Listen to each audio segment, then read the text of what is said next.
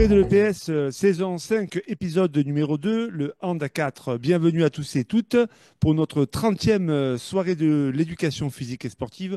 Une soirée anniversaire avec plus de 100 participants sur ces 5 années. Et on est aujourd'hui à plus de 10 000 participants différents. Espérons que ce soir, on dépasse encore un nombre de participants de plus en plus nombreux. Ce soir, avec nous sur cette soirée de l'éducation physique et sportive, deux invités en présentiel ici, Pascal Janin et Jennifer Bouchez, et deux personnes qui seront aussi en ligne, Antoine Maurice et Eric Barada, qui vont nous rejoindre au cours de la soirée. Ces soirées ne seraient pas possibles sans une organisation, sans bien sûr le SNEP FSU, et puis plusieurs personnes qui travaillent cette soirée, nos secrétaires, Jade et Isabelle qui se chargent de la communication, Fabrice et Manu sur les questions images et son, et bien sûr des autres personnes comme Dominique Parvillier sur Facebook, ou Claire Sacpé, Émilie, Mélanie et Cathy sur nos chroniques que vous allez voir cette soirée. Alors, sans plus attendre, avant de lancer la discussion, le Hand à 4, c'est quoi? En images, tout de suite, c'est quoi le Hand à 4?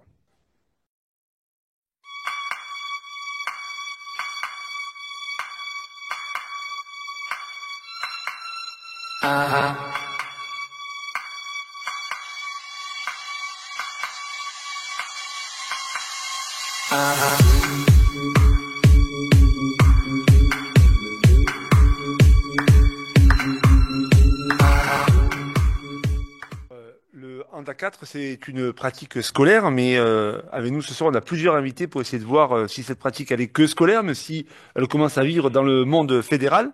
Alors, Pascal Janin, toi, tu es vice-présidente de la Fédération française de handball, tu es aussi prof de PS, tu es formatrice en STAPS. Est-ce que tu peux revenir un petit peu sur l'histoire de la création de ce Hand à 4? Ce Hand à 4, effectivement, il naît de préoccupations scolaires et universitaires. Et avec Jenny notamment, et toi aussi Bruno, on s'est posé la question à un moment donné de savoir pourquoi le handball disparaissait petit à petit des programmations de PS et au profit d'autres activités du champ 4. Il y avait déjà quelque chose d'important, c'est qu'il y avait très peu de buts qui étaient marqués. Et parallèlement, moi, à ce moment-là, je passe l'activité du handball, de handball passe de l'année de L2 avec 25 étudiants. Et je passe en L1 où là, j'ai 35-38 étudiants. Donc effectivement, c'est un vrai souci côté organisationnel. Et voilà, donc on réfléchit. Et là-dessus, je proposais déjà régulièrement du handball dit en travers pour travailler au niveau de l'entraînement. Donc là, dans le milieu fédéral avec mes filles et pour travailler le cardio de manière, on va dire, un petit peu plus ludique. Et par rapport à ça, j'ai regardé, personnellement, ce qui permettait de pouvoir transformer une pratique. Donc le mini-hand pour les plus petits, mais qui se joue à 5 en travers. Le sandball, on parlait plutôt de sandball à l'époque, alors qu'on parlera aujourd'hui de beach handball et où ça joue aussi à 4. Et voilà, on va dire que c'est né à peu près comme ça.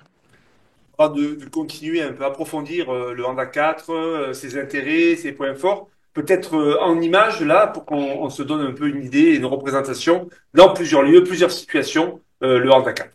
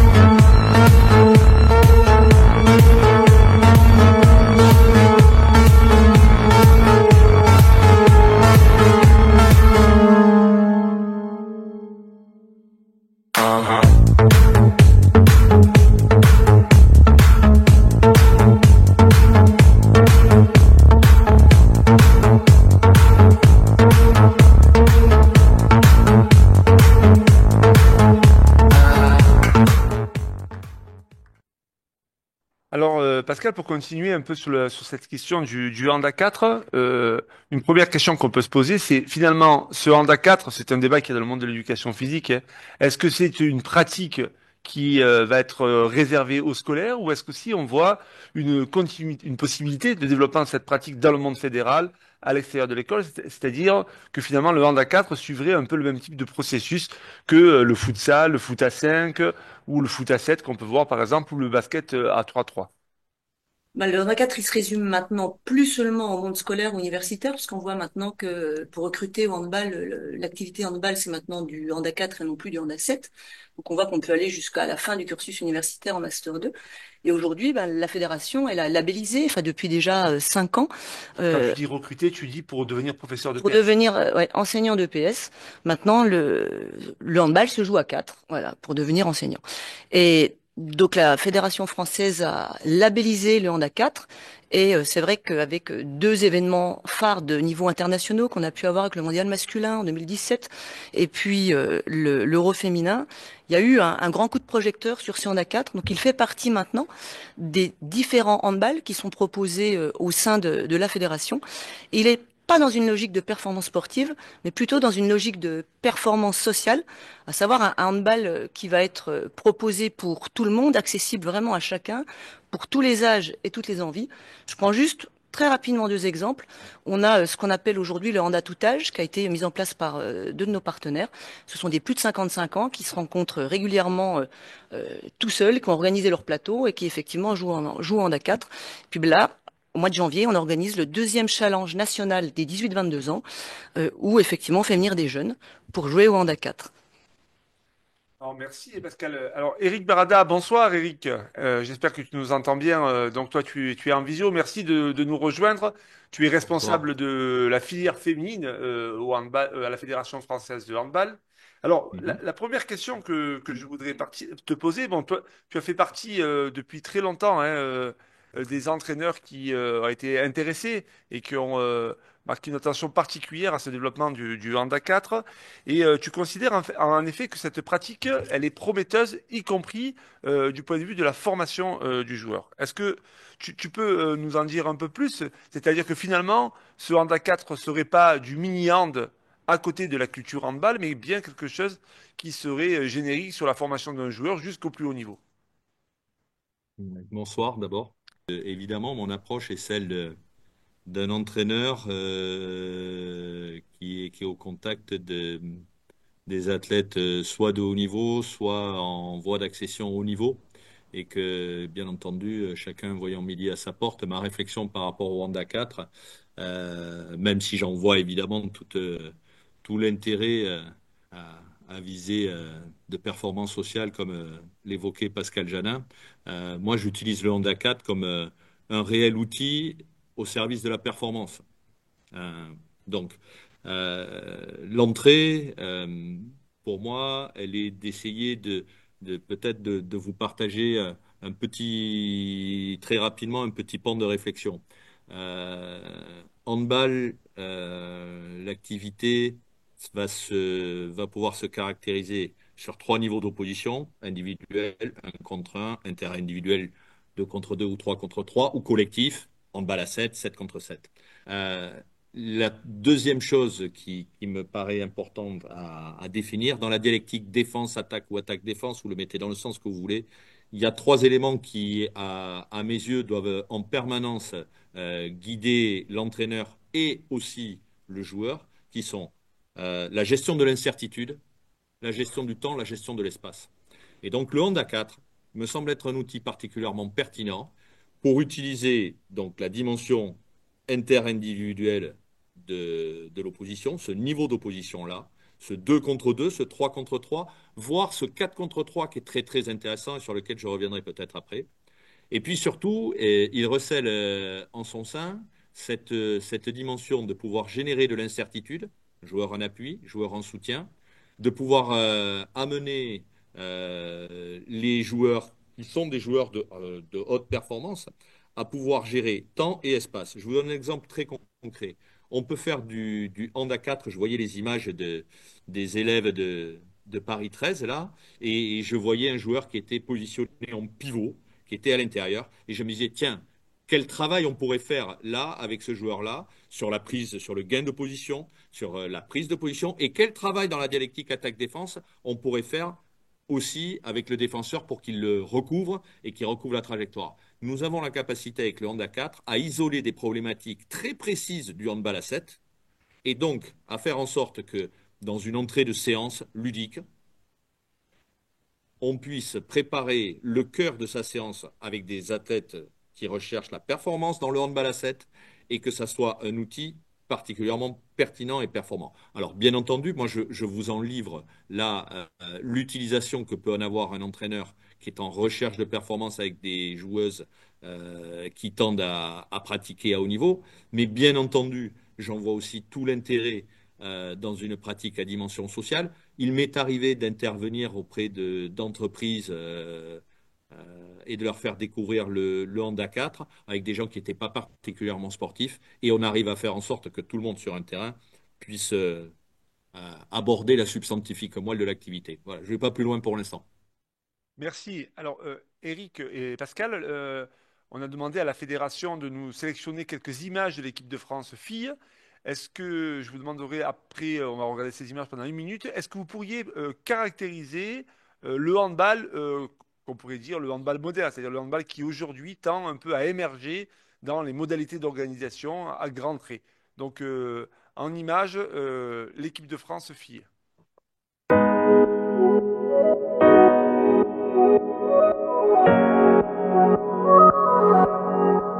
Donc, peut-être commençons par toi, Eric. Si tu avais en quelques mots à caractériser aujourd'hui le jeu moderne, quels sont pour toi les grands traits que l'on pourrait identifier? Bah, là où auparavant on parlait de 4 phases de jeu, euh, donc espace réduit, grand espace, offensif, défensif, donc attaque, montée de balle, défense, repli défensif, plus le duel tireur-gardien. Aujourd'hui, on ne parle plus que de 2 phases de jeu. On défend pour obliger l'adversaire à faire ce qui est le plus difficile pour lui sur la durée, selon une logique de probable et de possible, et on cherche à le contrer. Ce qui veut dire que, en définitive, il n'y a que 2 phases de jeu, défendre et monter la balle, ou attaquer et replier. Donc, par voie de conséquence, ça implique une grande verticalité dans le jeu au changement de statut. Et ça, le handball à 4 le permet aisément. Et ensuite, il y a bien entendu, euh, le handball étant un sport d'alternance dans la possession, pas le football de Luis Enrique qui veut conserver le ballon pendant 90% du temps. Au handball, le règlement vous oblige, je veux dire, à une alternance de la possession, possession-non-possession, entre 50 et 60 possession dans un match de haut niveau à peu près. Et donc, dans cette alternance de possession et de non-possession, vous avez des temps où vous êtes plutôt dans une dimension offensive et d'autres où vous êtes plutôt dans une dimension défensive.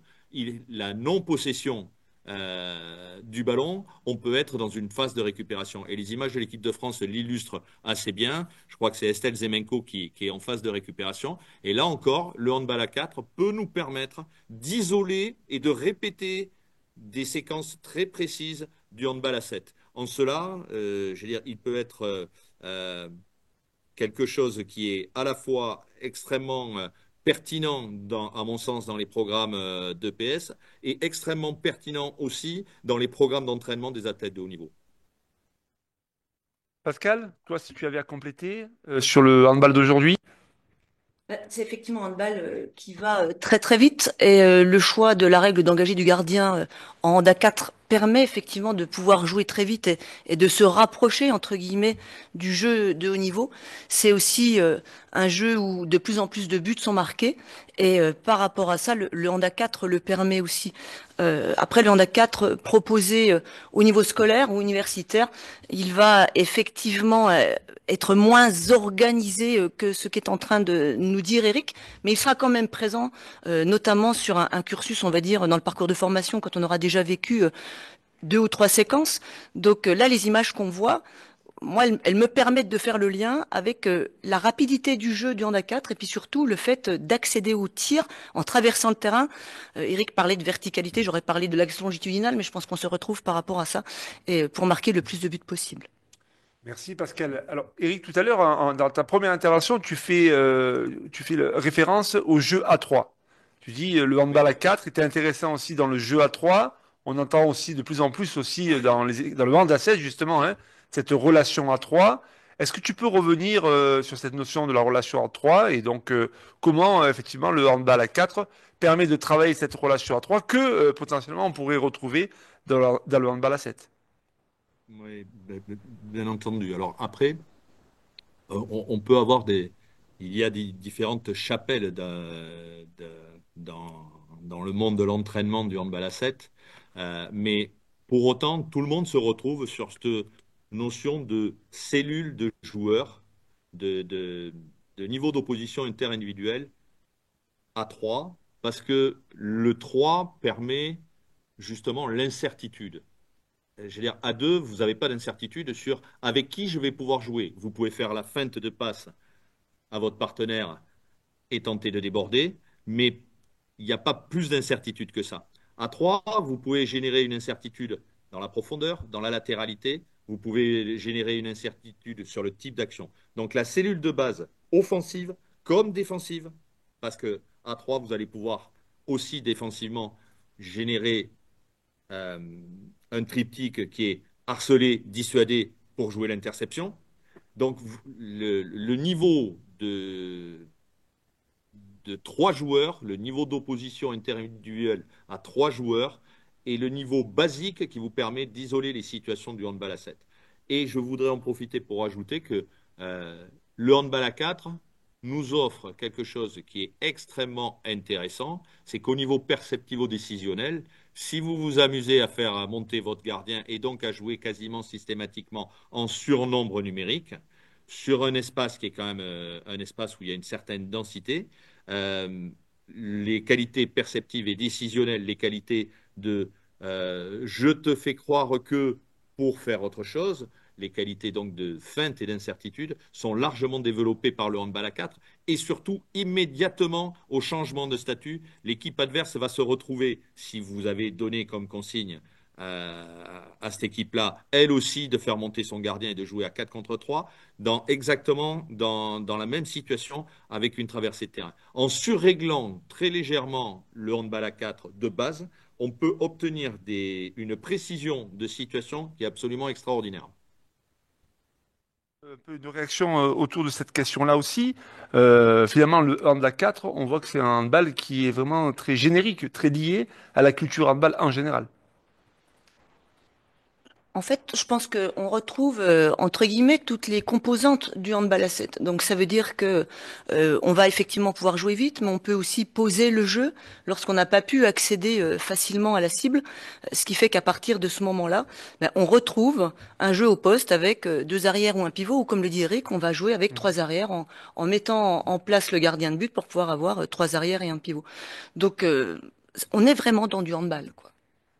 D'accord. Alors, euh, peut-être pour dernière idée, Eric. Donc, on voit bien là que tu insistes finalement sur ce Honda 4 qui peut être un vrai moteur du point de vue de la formation du joueur. J'ai peut-être une dernière question, c'est sur les espaces. Est-ce que le fait d'avoir des espaces qui sont plus réduits, puisque Pascal disait que le Honda 4, on le joue essentiellement en travers quand même, par rapport à un Honda 7, est-ce que c'est gênant du point de vue d'un joueur ou d'une joueuse? Est-ce que toi, tu as pu voir ensuite une difficulté à pouvoir réinvestir ces espaces qui sont plus réduits sur plus grands espaces? Est-ce que dans la formation d'un joueur, ça pose problème? Non. Non, parce que on est dans une proportionnalité des espaces et dans la densité entre le nombre de joueurs et l'espace, on est dans quelque chose qui n'est pas très éloigné. Le terrain de handball fait 40 mètres de long. Personne ne l'ignore évidemment ici. On rentre 3 terrains de handball en largeur. Donc, par voie de conséquence, quand vous attaquez à 3, vous êtes dans quelque chose qui est dans une densité qui est à peu près similaire. Donc, c'est tout à fait transférable. Ce qui change fondamentalement, c'est plutôt dans ce que Pascal appelle la longitudinalité, moi la verticalité, c'est-à-dire que à la récupération de la balle, en 3-4 dribbles, vous vous retrouvez en situation de tir sur la cible adverse. Ça, oui, c'est une vraie différence par rapport au handball à 7. Par contre, en termes de densité sur une zone, non, pas vraiment. Et surtout, je le redis, jouer sur la variable, je fais monter mon gardien de but pour être en situation de surnombre numérique, ou j'interdis pédagogiquement au gardien de but de venir pour jouer sur une situation d'équilibre numérique. Je fais le choix de mettre un joueur dit en appui à l'intérieur du dispositif défensif adverse, ou je fais le choix de jouer avec 3 joueurs à la périphérie. Je fais le choix de mettre une défense alignée, ou je fais le choix de placer une défense étagée. On recrée exactement les situations, mais en permettant de les isoler. Et puis surtout, ce que je vois de très intéressant pour le monde de l'EPS, c'est que, je veux dire, avec une classe de 28-30 élèves, je veux dire, on met tout le monde en activité. Moi, ce qui me rend très malheureux quand je voyais du handball à 7 en cours de PS, c'est de voir qu'un jeune garçon ou une jeune fille puisse traverser un cours sans avoir été une seule fois en situation de tir. Je veux dire, le plaisir du handball, c'est quand même aussi le plaisir du duel tireur-gardien. Et je veux dire, là, vous avez la certitude, quel que soit le niveau de l'élève, quel que soit le niveau de l'élève, vous avez la certitude qu'il va vivre cette expérience motrice. Et ça me paraît fondamental. Merci beaucoup, Eric. Je sais que tu dois partir puisque tu es dans un séminaire de cadre, donc d'entraîneur, tu ne peux pas rester longtemps avec nous. Par contre, Pascal, on va te garder avec nous toute la soirée. Et Bonsoir à tous. Merci. merci, à bientôt. Transition parfaite puisque on va maintenant parler du handball à 4 dans le monde de l'éducation physique et sportive. Donc ce soir avec nous sur le plateau, on a Jennifer Bouchez qui est professeure de PS à Aulnay-sous-Bois et en ligne un peu plus loin quand même, il faut le dire. Donc sur l'île de la Réunion, au STAPS, Antoine Maurice, mais qui a été très longtemps professeur de PS et ça fait que 2 3 ans qu'il a basculé vers les STAPS. Bonsoir Antoine, bienvenue à tous les deux. Et on va continuer cette soirée sur le hand à 4 avec vos expériences professionnelles. Alors, Jennifer Bouchès, toi, tu es prof de PS à Aulnay-sous-Bois. Alors, ma première question, c'est est-ce que tu peux nous dire comment tu t'y prends pour lancer tes élèves dans le hand à 4? Est-ce que tu peux nous présenter un peu tes premières situations pour amorcer et lancer ton cycle? Et ben pour lancer le Hand 4, on le fait dès la première séance. Parce que les élèves, ils ont une très très grosse envie de jouer et de s'affronter. Et du coup, ben, on met en place 3, 4, voire 5 terrains. On les met tous en activité en même temps. Et ils jouent, ils jouent, ils jouent. Et on adapte parce qu'on voit qu'ils n'ont pas le même niveau. Donc on cherche à adapter. Nous, on parle de pouvoir d'agir. Donc pouvoir d'agir parce qu'on estime que les interdits au hand, c'est ce qui les contraint et ce qui les freine. Et donc pour ne pas les contraindre, on leur parle de pouvoir d'agir. Et l'objectif pour nous primordial en scolaire, c'est d'aller les forcer à traverser le terrain et à aller marquer un but. Parce que comme a dit Eric, bah, c'est la chose primordiale pour qu'un élève sorte de sa séance de paix en ayant progressé. Donc on va vraiment centrer sur le rôle de traverseur et de marqueur. Et donc nous en EPS, eh ben, on commence beaucoup par du goal à goal, donc du 1 contre 1, et par du hand de course. Donc là sur le goal à goal, bah, là on peut voir qu'il y a 4 terrains, voire 5 terrains, et les élèves s'affrontent en 1 contre 1. Les copains d'à côté rendent la balle pour que le suivant puisse partir. Et puis on passe après en 2 contre 2 ou 3 contre 3 pour évoluer. Pour qu'à chaque fois, ils aient toujours la logique de traverser très rapidement le terrain et d'aller se projeter très vite vers l'avant, vers la cible pour aller marquer. Donc là, on est passé sur du 4 contre 4 avec cette logique de courir dès que j'ai la balle pour aller vite accéder à la cible. Donc on est à peu près sur 3, 4 tirs par minute, voire 5 tirs souvent par minute quand ils ont bien capté le pouvoir d'agir de course de l'attaquant avec le défenseur qui peut piquer la balle quand la passe est mauvaise ou quand elle rebondit à côté de lui. Bon, ce qui peut être tout de suite étonnant quand on regarde tes élèves, c'est qu'on voit que tu les laisses courir. Est-ce que tu peux nous dire pourquoi ce choix? Est-ce que quand on court, c'est du handball? Alors quand on court, on nous a souvent dit que c'était pas du handball. Alors après, avec mon collègue de l'époque, et ben du coup, on a beaucoup regardé nos élèves jouer et en fait, on les a trouvés complètement freinés par ce pouvoir du marché. Et on s'est dit, ben le pouvoir du marché, c'est quelque chose qui les limite. Nous, on veut qu'ils traversent, on veut qu'ils aillent marquer. Donc en fait, on va leur modifier ce pouvoir-là. Et en modifiant ce pouvoir-là, et ben on a eu des traverseurs de terrain à fond. Alors c'est vrai qu'en match, on avait quelques élèves qui faisaient des marchés. Bah, ça fait partie du jeu, mais en attendant, on traversait beaucoup le terrain, ils allaient très souvent vers la cible et ils étaient très, très souvent en réussite parce que quand il tire une fois dans la séance, bah, il progresse pas au niveau du tir, alors que là, quand il tire 20, 30, 40 fois en courant, bah, le tir, il est en suspension, le tir, il devient de plus en plus placé, donc il progresse très rapidement. Donc c'est vrai qu'au départ, ça faisait réagir. Au fur et à mesure, les collègues ont bien vu le bénéfice que c'était de courir avec le ballon, parce qu'ils voient bien que nos élèves sont dans une logique complètement différente, de jouer vite vers l'avant, de récupérer la balle le plus vite possible et d'aller vite vers la cible, ce qu'on n'avait pas avec le pouvoir du marché 3 pas qui contraignait beaucoup nos élèves. Alors, pour continuer un peu sur ce que tu proposes à tes élèves, est-ce que tu peux nous dire un peu comment tu continues? Comment évoluent tes situations sur la suite de ton cycle?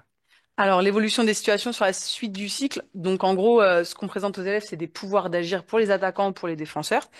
Ce qu'on observe, c'est que là, clairement, sur le hand de course, on a des attaquants qui sont en très, très grande réussite par rapport aux défenseurs. Donc, le pouvoir d'agir, on va le garder. Pour la course, pour l'attaquant, mais par contre, on va donner un pouvoir au défenseur sur l'étape 1, sur l'étape 2, pardon. Donc, sur l'étape 2, le défenseur, il va avoir le droit de toucher pour pouvoir stopper le coureur. Donc, il va lui faire perdre son pouvoir de course en illimité. Donc, l'attaquant peut toujours courir, donc traverser le terrain, mais le défenseur a un pouvoir de le stopper dans sa course au moment où il le touche. Donc, du coup, ça donne un nouveau challenge au défenseur d'aller s'interposer pour pas qu'il puisse continuer à courir. Après, en étape 3, donc on aurait ce pouvoir qui serait trop facile encore de courir. Donc, en règle générale, l'indicateur qu'on prend, c'est que si l'élève arrive à traverser plus de 5 fois le terrain en courant et mettre des buts dans le match, eh ben, c'est qu'il a acquis ce pouvoir-là et qu'il faut changer et passer à l'étape suivante.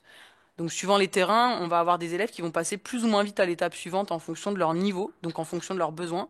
Et on va rester sur des pouvoirs longtemps pour ceux qui en ont besoin sur de la course.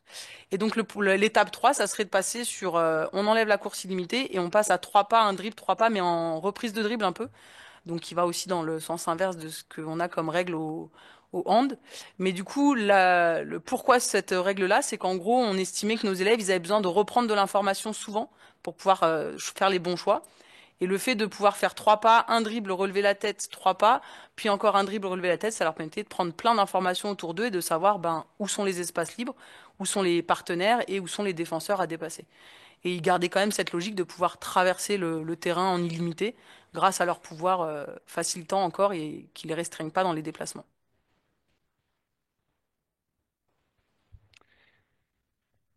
Merci. Alors, le handball de course, il se pratique aussi ailleurs dans le monde. Et regard sur le PS beaucoup plus loin, en Palestine, dans un pays actuellement sous occupation israélienne. À Gaza, les bombardements ne cessent et en Cisjordanie est largement occupé avec des attaques à la fois des colons mais aussi de l'armée sur beaucoup de populations et Israël semble rester sourd à l'ensemble des demandes sur le cessez-le-feu. Dans le reste du pays, donc malgré tout, les gens essaient de s'organiser pour continuer à notamment l'éducation. Le SNEP FSU est partenaire d'un projet avec la FSGT et le ministère de l'Éducation palestinien, soutenu par l'Agence française de développement, et mène sur place depuis de plusieurs années un projet d'amélioration de la qualité de l'éducation physique. En novembre dernier, 4 formateurs sont allés sur place pour développer et mettre en place des stages de formation continue. Et justement, dans la perspective de cette soirée de l'éducation physique et sportive, ils ont réalisé une interview d'un enseignant de PS par un inspecteur sur le hand à 4. Et donc, nous allons écouter et regarder un peu comment se passe le hand à 4 de l'autre côté de la mer.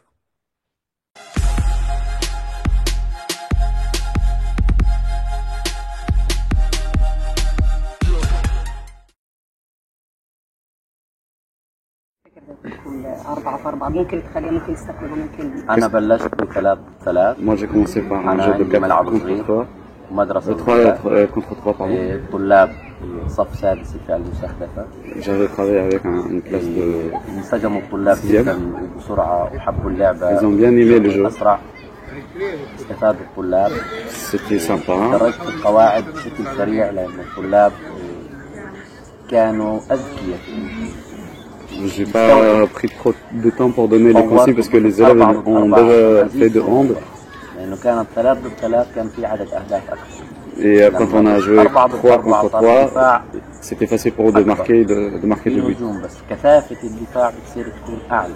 Mais quand je les fais jouer 4 contre 4, je renforce la défense. شوي انك تجيب اهداف بس ظلت اصعب عشان توصل Et ça rend le jeu plus difficile que 3 contre 3. 4 ضد 4 وشو الفرق بين 3 ضد 3 لما كانت القاعدة 3 ضد 3 شو كانت لما كانت 4 ضد 4 شو كانت لما كانت 3 ضد 3 انا كنت حاطط قاعدتين Et اساسيات quelles étaient les règles quand ils ont joué 3 contre 3? عشان اسجلها. هاي قاعدتين ثابتات ما غيرت بس صرت اضيف ثقة يعني. Après, 4 ضد 4 j'ai rajouté, j'ai introduit de nouvelles règles. اللي هي 5 تمريرات. À la règle 5 pas, هاي القواعد ضفتها لما انا وسعت. j'ai introduit quand j'ai joué, enfin quand je leur demandais de faire un jeu de 4 contre 4. تزيد عدد التمرير لانه في عندي مساحه الطالب يشرح يقدر يوصل من اول ملعب لاخر ملعب. Et ça permet aux élèves d'éviter de courir لما انا بدي امرر la او taille اسوي du تطبيق terrain. بتصير في مساحه للطلاب انه Je peux même introduire la règle de dribble. كان في فرق بين 3 ضد 3 و4 ضد 4 مساحة المرمى لا مساحه المرمى بخليها زي ما هي Donc, على اساس est-ce que tu as joué sur la taille de la cage quand tu as joué contre 4? 4 contre 4? Non, non. متر ونص تقريبا. ظلت متر ونص من أول متر ونص لعب بلشت لمترين. معهم متر ونص Dès le début jusqu'à la fin, c'était بس اختلف انا un عندي mètre الملعب. كانوا يجيبوا عدد كبير من بس الأهداف الفرق اللي كان كنت اسويه اني اكبر مساحه. Moi, مش الهدف j'avais الهدف grandi, أسوي ثابت. بالضبط. j'avais agrandi la taille de لما terrain تكون pour permettre قريبة منطقة aux الزون élèves للطلاب de se déplacer et de se démarquer لما أوقف facilement. عند الخط واصوب قريب المرمى ممكن انها تكون الهدف سهل. لما ارجع Et, اسهل شوي للدفاع. ça peut être plus facile pour l'attaque, في حافز للطالب. mais وأنا des بدي fois, أسجل أهداف. la défense, بجيب comme elle est 10 renforcée, أهداف أو 12 هدف. elle permet لما يكون 3 4 elle اهداف rend le jeu يكون plus أصعب difficile pour شوي على الطلاب les joueurs. إنه تقدر أجيب.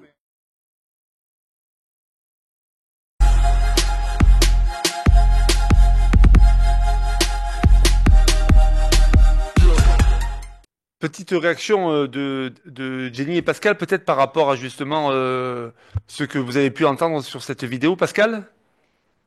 Bah, déjà, moi, ce que je trouve super, c'est qu'avec 4 plots, un ballon, on peut jouer en handball. Donc ça, c'est plutôt bien. Et dans les images qu'on voit et ce qui est dit, on voit la préoccupation de pouvoir effectivement accéder jusqu'à la cible adverse, pouvoir prendre des tirs, et c'est réel. Ça veut dire que on est passé d'une éducation physique que moi j'ai pu observer il y a 10 ans sur place là-bas, où c'était surtout de la reproduction de gestes et c'était très technique. Et là, on voit que enfin, le collègue se libère des règles fédérales pour pouvoir permettre une émancipation à ses élèves et vivre une émotion du handballeur et vivre une tranche de vie du handballeur. Et bah, effectivement, là, que ce soit des filles et des garçons, bon, en revanche, la mixité n'est toujours pas présente, mais ça viendra à un moment donné. Mais c'est vrai que c'est un point sur enfin, en tout cas, moi, sur ce qui m'intéresse. Et là-dessus, on a du handball. On voit effectivement des élèves traverser, donc tous traverseurs, c'est ce qui nous intéresse. On voit des élèves tous accéder au tir. Et par rapport à ça, on voit des buts. Donc on est dans du handball.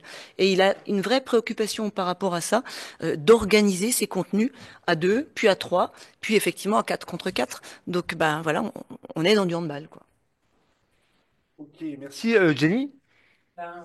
On peut se faire une interclasse dès que ça sera possible. Je pense qu'il n'y aura pas de différence entre mes élèves de 6e et les élèves de Palestine, parce que je pense qu'on a la même logique de transformation de nos élèves et qu'on voit exactement les mêmes images. Si on nous avait pas dit que c'était en Palestine ou à Aulnay-sous-Bois, je pense qu'on était sur le même contenu avec les élèves. Alors, tout à l'heure, quand tu parlais, tu parlais juste de l'idée de pouvoir d'agir, quand tu parlais des règles. Alors, est-ce que c'est un effet de langage ou est-ce que vraiment ça a du sens de parler de pouvoir d'agir? Est-ce que tu peux nous expliquer là cette question du pouvoir d'agir, notamment lorsque tu parles tu voudrais que tous les élèves soient traverseurs. Comment tu joues sur les règles pour permettre cette construction du tous traverseur autour de la notion de pouvoir d'agir? Alors, on a longuement débattu aussi sur ça et en fait, on s'est rendu compte que nos élèves, quand on leur interdit des choses, ben, il y a beaucoup de listes d'interdits et ça fait beaucoup de choses à comprendre et à mettre en place. Alors que là, quand on leur parle d'un pouvoir, ils se concentrent sur ce pouvoir-là et ils sont très rapidement performants sur ce pouvoir-là, ils se l'accaparent très rapidement. Donc en fait, le fait de parler de pouvoir d'agir, déjà, c'est positif et donc ça amène une transformation positive, alors que les interdits, ça freine et donc c'est ce qu'on voulait éviter. Après, au niveau des pouvoirs d'agir, bah, du coup, nous, on donne des pouvoirs d'agir en fonction des besoins des élèves. C'est-à-dire que chaque élève va avoir des besoins spécifiques et nous, on va chercher à tendre à ce que chaque élève puisse s'adapter à son pouvoir d'agir qui le permettra d'être traverseur. Pourquoi traverseur? Bah, parce qu'en fait, on a dit que la logique du handball, c'était d'aller vers le but et d'aller marquer des buts le plus souvent possible, de jouer vite vers l'avant comme dans le haut niveau. Et donc, du coup, ces pouvoirs d'agir se mettent au service du tous traverseur que Maurice Porte a développé sur ses modes de jeu. Pascal, je voudrais revenir avec toi un petit peu sur la question de la culture handball. Et tu avais écrit un article dans la revue Contre-Pied il y a quelque temps maintenant, hein, justement où tu analysais le jeu avec tes étudiants sur le handball d'aujourd'hui. Et on faisait référence, et d'ailleurs Eric a fait référence tout à l'heure sur le nombre de buts, en disant que ça le rendait triste de voir que des élèves en EPS ne marquaient pas de buts. Et toi, tu avais fait aussi ce travail-là sur la question du nombre de buts. Et finalement, tu as presque dégagé un indicateur de est-ce que le jeu est adapté au niveau de jeu des élèves ou pas. Est-ce que tu pourrais revenir brièvement un peu sur le travail que tu as réalisé et ensuite on invitera nos auditeurs pour prolonger justement la discussion à lire l'article sur la revue Contre-Pied qui s'appelle Marquer des buts au handball, un bon indicateur de tous et toutes capables. La logique du jeu, c'est effectivement de gagner le match en marquant un but de plus. Et aujourd'hui, les standards, là j'ai regardé les 2 dernières journées de championnat de D1 féminine et masculine, c'est 0,94 buts pour les filles par minute. Donc pratiquement un but par minute. Et pour les garçons, c'est 0,95, donc on y est presque.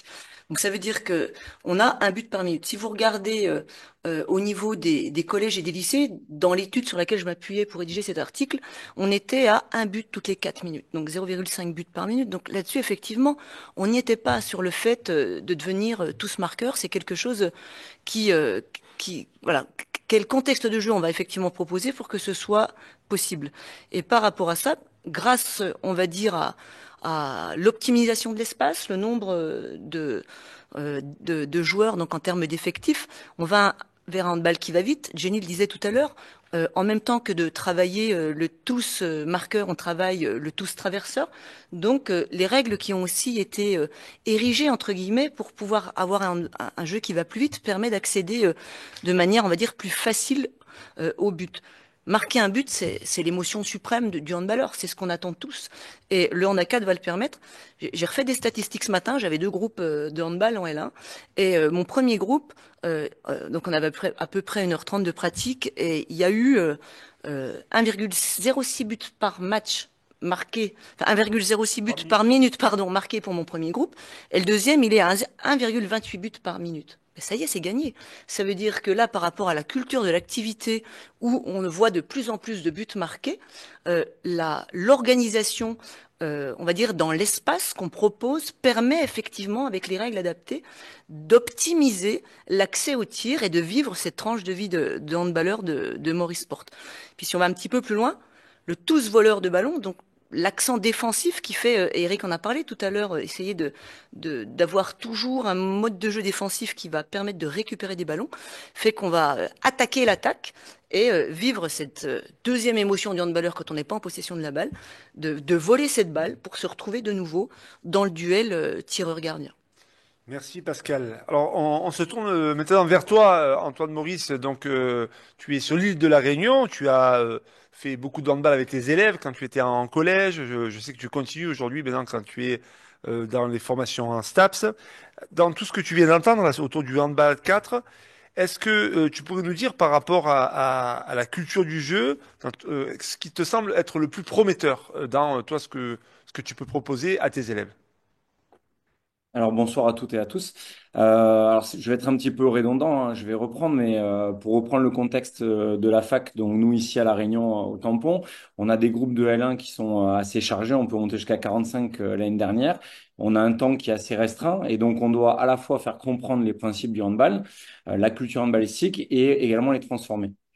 Et je reviens un peu, tu parlais de la notion de jeu, et il y a aussi cet aspect où on a tous ce souvenir quand on était en STAPS avec cette envie de pratiquer. C'était quelque chose qui nous animait assez important, et donc c'est une attente des étudiants. Par rapport à ça, tout ce qui est la démarche autour du Hand à 4, va être hyper intéressante.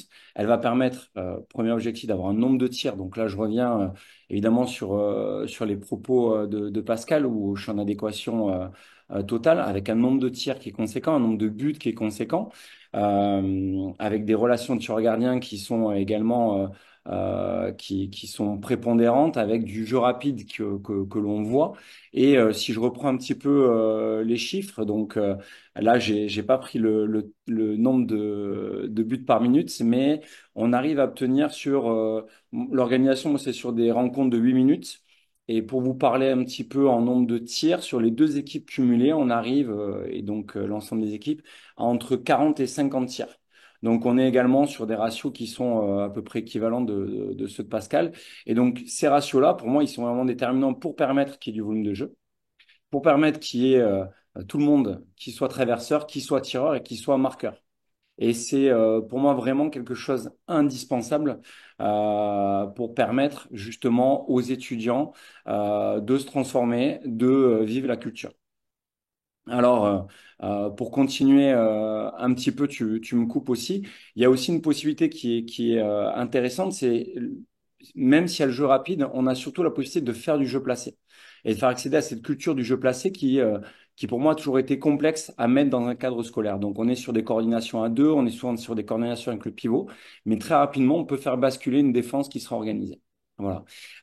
J'ai mis en avant, j'ai préparé aussi plusieurs choses qui sont aussi importantes et qui ont été présentées avant, c'est notamment les règles. On avait fait un petit test avec les étudiants sur un moment une omniprésence des règles dès le début de la rencontre. Et également une défense qu'on pourrait avoir, qu'on pourrait appeler une défense 0-3, donc qui bloquerait au maximum. Et entre cette défense, la 0-3, ce nombre de règles qui sont toutes présentes et le mode un peu présenté avec, pas encore du hand de course, mais on va dire quelques règles et une défense qui serait plutôt sur un système homme à homme ou femme à femme, on voit que automatiquement le volume de jeu augmente, pour pas dire il double, et le nombre de tirs et le nombre de buts également. Donc voilà, il y a des petits ajustements comme ça qui sont vraiment importants à prendre en compte. Donc, quand tu parles de 0,3, est-ce que tu peux préciser pour des gens qui ne seraient pas spécialisés de l'activité, ce que tu entends par là en termes de système défensif? Ça serait une défense qui serait aplatie avec une volonté vraiment de protéger la cible et non une volonté de récupérer le ballon. Pascal tout à l'heure parlait d'attaquer l'attaque, c'est exactement ça. Donc on a une défense qui est beaucoup plus haute, qui est souvent individuelle ou qui sinon va être organisée avec un dispositif 2-1 par exemple. Merci. Alors là, on a eu quand même plusieurs regards croisés de profs de PS, d'entraîneurs, de formateurs en STAPS sur les, on va dire, les points forts que peuvent permettre le hand à 4 du point de vue de la formation du joueur. Alors, on a voulu réaliser une interview d'une sportive de haut niveau. Donc, on s'est tourné vers Clarisse Méraud, qui est handballeuse de haut niveau, qui joue à Brest et qui vient d'ailleurs d'être appelée là pour rejoindre le groupe France A de l'équipe de France pour lui demander son vécu, elle, en tant que pratiquante autour du handball. Bon, par ailleurs, elle a vécu le hand à 4 lors de la préparation du concours pour devenir professeur de PS. Donc, je vous demanderai ensuite à tous les trois de réagir par rapport à son interview, si vous avez des remarques particulières.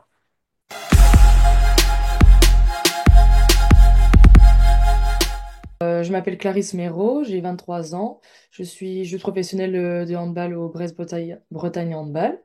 Eh bien, je viens répondre aux questions du hand à 4, étant donné que j'y ai participé quand j'ai passé le CAPES en 2023, parce que je suis aussi, au-delà de joueuse professionnelle, j'ai fait mes études pour devenir enseignant de PS. Ben, moi, j'ai trouvé ça hyper intéressant parce que, étant donné que les terrains sont plus petits, eh bien, sur un vrai terrain de handball qui fait 40 mètres sur 20, on peut faire trois terrains de hand à 4. Donc, ça permet de faire jouer beaucoup plus d'élèves bah, sur une même séance. Donc, ça, j'ai trouvé ça hyper intéressant parce que, du coup, tout le monde pouvait être en mouvement et pouvait eh bien, travailler. Ça permet aussi de différencier les terrains, donc par rapport au niveau, par rapport aux difficultés qu'on veut mettre en place bah, sur ces terrains-là. Donc moi j'ai trouvé ça super intéressant parce que ça, bah, par rapport au hand à 7, surtout dans le milieu scolaire, bah, ça permet de mettre les élèves plus en activité et de les faire plus pratiquer. Donc ça c'est vraiment top. Je trouve que dans le Honda 4, étant donné que c'est des plus petits terrains, c'est vrai que ça peut être, si on accélère le jeu rapidement, ça peut être très physique parce que on va très vite, en 3-4 pas, on peut faire la moitié, tout le terrain, aller-retour, etc. Donc déjà, ça nous apprend à essayer de se projeter rapidement, donc il peut être retransférable derrière sur le jeu à 7 qui est maintenant un jeu moderne sur du jeu rapide. Et cette relation à 3 avec le jeu à l'intérieur avec le pivot, il est aussi très intéressant parce que c'est ce qu'on développe le plus dans le handball moderne, le handball à 7. Donc, je pense que faire travailler ça dès les plus jeunes sur du hand à 4 peut être très vite transférable et peut être très intéressant dans le développement de la relation avec le pivot. Donc, je trouve que c'est intéressant de travailler le hand à 4, surtout en milieu scolaire. Eh bien, quand, voilà, moi, étant donné que je fais du hand à 7 quand même, c'est assez différent. Mais quand donc j'ai eu l'opportunité de le pratiquer au CAPES 2023, eh bien, j'ai trouvé que c'était hyper intéressant parce que du coup, on pouvait avoir plusieurs terrains, donc tout le monde pouvait jouer, on était beaucoup à participer, et tout le monde pouvait faire un peu en même temps, donc ça, c'était vraiment bien. Et on a pu directement faire des groupes de niveau par rapport au niveau. Donc ça, c'était bien parce qu'on a pu plus se confronter à des joueurs de notre niveau. Et après, c'est vrai que c'est un jeu du coup sur le handicap où on demande beaucoup, beaucoup plus d'activité, que ce soit en attaque ou en défense, parce qu'il faut sur quelques pas, on traverse tout le terrain. Donc c'est très, très intense, surtout si on met du rythme, parce que du coup, on fait des petits déplacements. Donc ça, j'ai trouvé que c'était bien. Et après, c'est vrai que le fait d'avoir des formes de tir différentes, des tirs à rebond, des chabalas, des roucoulettes, c'était aussi intéressant. Et le fait de voilà d'avoir cette relation à trois avec le pivot, je trouve que ça développe bien les caractéristiques premières dans le jeu à 7. Donc je trouve que c'est intéressant de l'utiliser déjà dans la partie du coup scolaire pour pouvoir le réintégrer en fait après en club sur du jeu à 7. Peut-être on va commencer par toi, Antoine. Une réaction par rapport à ce que tu as entendu de la part de Clarisse Mérou? Oui, oui, déjà une réaction avec Pascal, on était présent au moment de sa pratique. Et effectivement, ce qu'elle a souligné, on est exactement là-dessus. C'est-à-dire qu'on a un volume de jeu qui est vraiment important, qui nous permet d'avoir vraiment la possibilité de voir donc à la fois des situations régulières de relations de tir-gardien, un rythme conséquent, des choix qui sont très très très nombreux. Donc c'est vraiment un élément important et surtout, et là je reviendrai un petit peu sur son retour, c'est la possibilité très rapidement d'avoir des matchs avec des oppositions qui sont de même niveau. Et ça va être déterminant aussi bien pour la personne qui n'a pas un vécu et qui n'est pas international, ou inversement, quelqu'un qui a un vécu, on va pouvoir avoir des oppositions, on va pouvoir vraiment s'exprimer à sa juste valeur. Et tu attribues à ça à quoi, ce que tu viens de dire? Pourquoi, selon toi, tu as des oppositions qui sont finalement plus intéressantes? C'est la possibilité d'avoir trois terrains où on peut justement ajuster selon les différents niveaux là-dessus, et également le nombre de joueurs qui fait que c'est plus facile d'avoir 4-5 joueurs qui ont le même niveau lorsqu'on a un groupe d'une vingtaine ou d'une trentaine de personnes. Jenny, toi, une remarque, un commentaire par rapport à... C'est exactement le fonctionnement qu'on cherche en EPS, puisqu'on nous demande de faire de la différenciation pédagogique. Donc là, le Honda 4, en permettant d'avoir trois terrains différents, nous permet de mettre tous nos élèves en activité, donc un volume de pratique bien plus conséquent, parce que quand on était sur du Honda 7, il y a quand même, pendant 5-10 minutes, on regarde les autres jouer, puis après, c'est à notre tour, faut pas se louper au moment où c'est à notre tour d'être sur le terrain. Puis si on est 7 et qu'on a un ballon, c'est déjà pas mal. Et du coup, le volume de pratique, il est vraiment très important pour progresser. Et la différenciation pédagogique, le fait d'être sur trois terrains, trois pouvoirs d'agir différents par rapport aux besoins des élèves. Et comme ça, ils sont tous en réussite sur cette logique de traverser le terrain à leur niveau, donc pour pouvoir progresser chacun à leur rythme. Pascal? Je vais pas être redondante, mais par rapport à ce qu'elle dit aussi, c'est ce jeu en relation à trois avec le pivot. Elle parle du handball moderne, donc du handball d'aujourd'hui, en disant qu'effectivement on y est complètement. Elle parle aussi sur la fin des tirs qui peuvent être très techniques, en parlant du chabala, de la roucoulette. Et je me rappelle d'une anecdote après l'avoir rencontrée de nouveau à la maison du handball. Elle me dit j'avais peur au début de pas pouvoir m'exprimer au niveau du tir parce que ce tir indirect me faisait peur. Et son spécial à ce moment-là, c'était un tir costale à travers. Et en fait, elle s'est adaptée très très vite parce que c'est une joueuse de haut niveau que ça lui a pas posé de problème. Mais là, d'un point de vue pédagogique, elle a tout compris. Moi, je la veux dans mon équipe. Alors, c'est vrai que on a l'impression quand même dans votre propos qu'il y a une part qui est accordée beaucoup plus à l'attaque, à aller jouer vite vers l'avant, qu'à la défense. Alors, est-ce que dans le hand à 4, on n'apprend pas à défendre? Pascal, C'est pour moi. c'est pour toi? Je crois qu'avec le volume horaire qu'on a en EPS, qui tout au plus va être à peu près de 15 heures sur une séquence d'enseignement, il faut qu'on fasse des choix. En ce qui me concerne, l'émotion du handballeur, je vous l'ai dit tout à l'heure, la première, c'est de marquer un but de plus, donc on va valoriser effectivement l'attaque. Et par rapport à ça, je vais personnellement me servir de la défense à chaque fois pour contraindre l'attaque à continuer de progresser. Donc ce qui fait qu'au départ, on va défendre tout terrain et en individuel, et petit à petit, au fur et à mesure, je vais réduire l'espace défensif à attaquer. Ce sera plus difficile d'accéder dans le dos des défenseurs pour se retrouver tout seul face au gardien. Et par rapport à ça, en jouant sur les contextes de jeu, sur le dispositif et le système défensif, je dirais que je les utilise au profit de la progression de l'attaque. Eric vous l'a dit tout à l'heure, c'était aussi les propos de Maurice Sport. Les contraintes du handball, elles ne changent pas. En fait, c'est le fait que les mêmes contraintes sont toujours là. C'est une variable spatiale, une variable temporelle. Et au fur et à mesure qu'on augmente le niveau, l'espace se réduit, on joue de plus en plus vite. Donc on va toujours travailler les mêmes compétences, du débutant jusqu'à l'expert. Antoine, est-ce que tu partages ou est-ce que toi aussi, la défense, c'est pas un objet important de ton enseignement ou est-ce que comment tu équilibres les choses? Je partage totalement, avec la possibilité toujours tournée vers l'attaque, d'être aussi sur des coordinations à 3 qui peuvent être possibles. Donc au niveau de la fac, avec un bagage un peu plus important sur tout ce qui est, ça a été évoqué avant, un petit peu la logique entre l'harceleur, le dissuadeur et l'intercepteur, donc tout à fait intéressant. Et il y a aussi cette logique-là par rapport à la zone qui permet aux défenseurs d'aller jouer un petit peu sur l'excentration de l'attaquant qui peut être également intéressante. Donc on a quand même les principes à l'heure actuelle du handball moderne sur l'aspect défensif, mais je rejoins évidemment Pascal sur le fait de faire des choix et de valoriser cette attaque, cette émotion, ces buts. Et on va dire que dans l'émotion du défenseur, ça va être plutôt que d'aller intercepter, d'aller récupérer plutôt que de protéger sa cible. Jenny, ça résonne beaucoup à ce que tu disais tout à l'heure sur voleur de ballon, intercepté, c'est-à-dire des défenses qui sont plutôt organisées pour aller récupérer des ballons plutôt que protéger la cible. C'est ça. Oui, en scolaire, nous, on n'est pas du tout, très rarement sur les protections de cible, sauf peut-être sur la section sportive 3e, parce qu'on a atteint un niveau de pratique et un volume de pratique qui amène quasiment à de la pratique club. Mais sinon, non, on est vraiment sur une logique d'aller voler le ballon, dans la logique de le voler le plus vite possible pour reprendre la balle et redevenir un traverseur pour aller marquer. Donc c'est vraiment cette volonté-là, c'est d'aller piquer les ballons, d'aller toucher le joueur pour lui enlever son pouvoir de course, toujours dans la logique de mettre très vite la main sur le joueur qui a le ballon pour pouvoir le perturber et récupérer le ballon. Alors, les soirées de l'éducation physique et sportive, c'est des soirées aussi organisées par le SNEP. Le SNEP est une organisation syndicale qui mène aussi de nombreuses luttes. Et donc, on a une chronique qui s'appelle Écho des luttes, où on essaie, dans chaque soirée, de donner l'écho à une lutte, une victoire, un combat d'une équipe, d'un groupe. Et donc, c'est ce soir l'écho des luttes.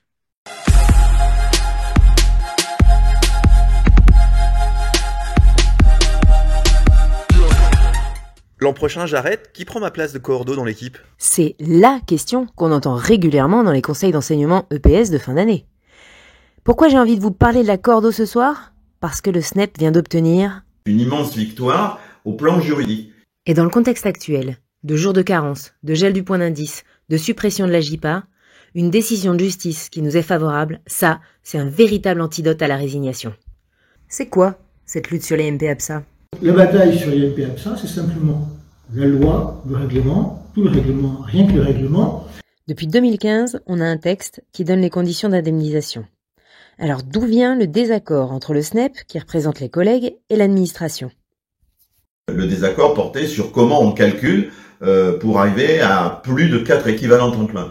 Là, sur l'IMP-APSA, c'est simplement une bataille pour l'application des textes. Le texte prévoit que l'IMP-APSA est dû à un double taux, un taux majoré de 2500 € lorsqu'il y a plus de 4 enseignants dans un établissement, 4,1 enseignants lorsqu'il l'administration impose des heures supplémentaires pour accomplir la totalité du service dans un établissement. 4,1 enseignants, c'est plus que 4. Et plus que 4, c'est 2500 € et pas 1250 €. Comment ça s'est passé pour faire appliquer le texte? Une dizaine de collègues a formé d'abord des recours gracieux, c'est-à-dire demander au recteur de revenir sur sa position. Le refus des rectorats de revenir sur leur position en disant seules les heures postes comptent, les heures sup on n'en tient pas compte. On va devant les tribunaux administratifs, on perd devant tous les tribunaux administratifs, on va en cour d'appel, on perd. Un nouveau collègue nous saisit, un nouveau recours devant le tribunal administratif de Bordeaux qui rejette notre recours, devant la cour d'appel de Bordeaux qui rejette notre recours. On va devant le Conseil d'État et le Conseil d'État considère que la nature, la requête, nécessite qu'elle soit rejugée par la Cour d'appel de Bordeaux. Et donc cette Cour d'appel de Bordeaux est amenée à contredire les décisions antérieures de la justice administrative et à nous donner raison. Donc c'est une immense victoire au plan juridique. La Cour d'appel de Bordeaux a dit le droit, a dit quelle était la solution et que 4,1 c'était plus que 4. C'est indiscutable. Et en tout cas, ça n'a pas été discuté par le ministère devant le Conseil d'État, comme il en avait eu la faculté. La solution est tranchée et irrévocable. Du coup, quelle incidence elle a, cette victoire, pour tous les collègues?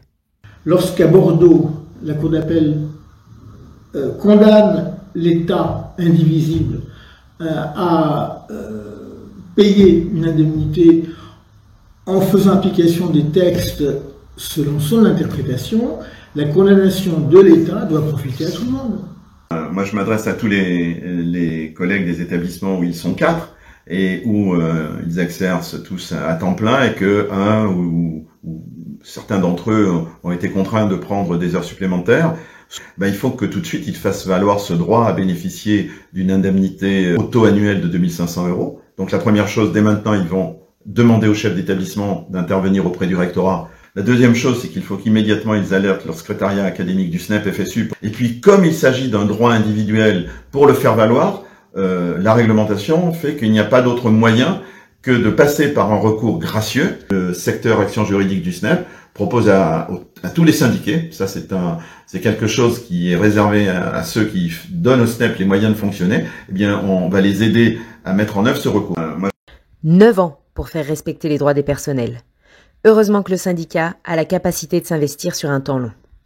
Ce qu'il faut retenir, c'est que c'est le collectif qui fait gagner. Et le collectif, c'est les collègues qui font le SNEP FSU. Des militants qui travaillent et développent une expertise pour gagner, des adhérents qui font des démarches et dont les cotisations permettent de faire appel à un avocat quand c'est nécessaire. Aujourd'hui, cette victoire, elle ouvre la possibilité à des démarches personnelles pour recouvrer des droits qui n'ont pas été respectés jusqu'à présent. Exactement, il n'y a que les batailles qu'on ne mène pas, qu'on est sûr de perdre. Alors on s'achemine tout doucement vers la fin de notre soirée, mais quand même on va dire quelques tensions ou quelques controverses que je voudrais un peu vous soumettre à tous les trois, si vous le voulez bien, parce que pour l'instant vous avez été très souvent d'accord. Peut-être qu'il va y avoir des désaccords. Alors ma première question, allez, on va commencer par celui qui est en visio, Antoine Maurice. Ma première question pour vous, est-ce que tu penses que le handball, on ne doit faire que du handball à 4 à l'école? Alors, on est bien dans le contexte de l'école. Si on est dans le contexte de l'EPS obligatoire, oui, du hand à 4, oui et re-oui par rapport à tout ce qui a pu être présenté. Et moi, je me souviens de mes premiers cours où j'ai pu faire du hand à 7 avec toujours les élèves qui se hiérarchisent avec les meilleurs qui sont, on va dire, sur la base arrière, en tout cas au centre, et plus le niveau est faible, plus on va s'écarter, moins on va avoir de ballon et plus on va être dans un statut de relayeur. Donc oui, du hand à 4 dans le contexte de l'EPS obligatoire. Le hand à 7, on a d'autres contextes comme la section sportive où évidemment c'est envisageable. Et dans le cadre de l'association sportive, pourquoi pas un championnat national de Handa 4, ça pourrait être pas mal un championnat de France de Handa 4. Voilà. Ok. Bon, déjà, Jennifer, elle est d'accord avec toi sur le championnat de Handa 4 dans le cadre du sport scolaire. Jennifer, toi, que du Handa 4, rien que du Handa 4 dans le cadre de l'école, ou tu acceptes de faire du Handa 7? Dans le cadre de l'EPS, oui, que du Handa Quand je 4. dis de l'école, pour moi, j'entends Ouais. effectivement de l'éducation physique et du sport scolaire, hein, Euh, et de l'option. Donc après, ça Ben, peut s'ouvrir. dans l'EPS, oui, parce que je pense, et on l'a montré à nos élèves, que quand on repasse en Handa 7, ils touchent plus de ballon et qu'il y en a que 2 qui jouent et c'est pas très intéressant. Donc du coup, oui, pareil que Antoine, on est d'accord, oui, oui, oui, en EPS. Après, malheureusement, pour l'instant, dans le monde du sport scolaire, il n'y a pas de championnat de Handa 4, à part du championnat événementiel. On n'arrive pas à avoir un championnat qui puisse passer d'un championnat district à département jusqu'à des académiques, par exemple. Donc du coup, pour l'instant, les collègues sont très réticents à rentrer dans ces formes de pratiques-là. Donc on reste sur des journées événementielles, journées Handa 4, des choses comme ça qui sont très très bien, mais qui du coup n'amènent pas à un aspect compétitif. Ça reste du plaisir et du loisir. Et je pense que si on veut passer à un stade sur le Handa 4, il faut qu'on passe aussi sur un pôle compétitif. Et après sur la section, ben moi je travaille sur du Handa 4 en longueur, en largeur, dans toutes les formes de terrain possibles pour qu'elles comprennent ce qu'on disait un peu tout à l'heure avec Eric Barada sur la relation à 3. Je pense quand on regarde un match de section, moi encore mercredi dernier, ben si je l'observe, le temps fort il se fait sur une fille, deuxième passe, troisième passe, il y a but quoi. Donc c'est souvent sur une relation à 3 que le but se met et pas sur une relation à 4, 5, 6, 6 passes avant d'arriver au tir. Pascal, toi, et chez les plus grands, tu as pu réfléchir aussi sur des épreuves au bac. Ouais. Donc, quelle est ton idée? Bah ça, déjà, ça n'a pas été facile de faire en sorte qu'on supprime le nombre de joueurs au bac, qui était forcément à 6 contre 6. Il a fallu 4-5 ans pour que ça arrive. Maintenant, c'est le cas. Donc, le Handa 4 est présent à l'évaluation au bac, et ça, c'est plutôt pas mal pour les enseignants et les équipes qui font ce choix-là. Donc, moi, je fais pas de différence en termes de contenu Handa 4, Handa 7. Donc, je dirais effectivement Handa 4. Et puis, bah, on l'a déjà dit pour de multiples raisons. Donc, je vais pas effectivement aller plus loin. Moi, je veux qu'ils marquent tous des buts. Donc, ce sera forcément du Handa 4, et même les plus grands au-delà. C'est-à-dire en STAPS aussi. Après, à l'AS, le Handa 4 au service du Handa 7 est quelque chose d'intéressant, mais je vais effectivement rejoindre mes collègues, donc on va pas avoir trop de controverses entre nous, c'est-à-dire que on attend tous ça, et l'UNSS, voire la FFSU, effectivement, propose des challenges, mais plutôt dans du domaine promotionnel. Et pour autant, ça réfléchit quand même pas mal sur la proposition d'un championnat de France plutôt au lycée et chez les filles, où effectivement, on se rend compte qu'il y a une désaffection en termes de licenciés. Donc peut-être qu'à un moment donné, ça verrait le jour. Mais voilà, est-ce que il faut effectivement le mettre que pour les filles, ou pourquoi pas mixte? Là, la question reste ouverte, quoi. Alors, une autre question, et on va introduire cette question par notre carnet de l'EPS. On s'est tourné vers le beach hand, puisque tu l'avais évoqué, hein, dans les pratiques qui existaient aussi, c'est la possibilité de développer le beach hand. Bon, ça demande du sable, mais il y a des endroits où il y a beaucoup de sable. Après, carnet de l'EPS, beach hand, merci beaucoup à Eric Quintin d'avoir joué le jeu et de nous avoir aidé à monter ce carnet de l'éducation physique et sportive.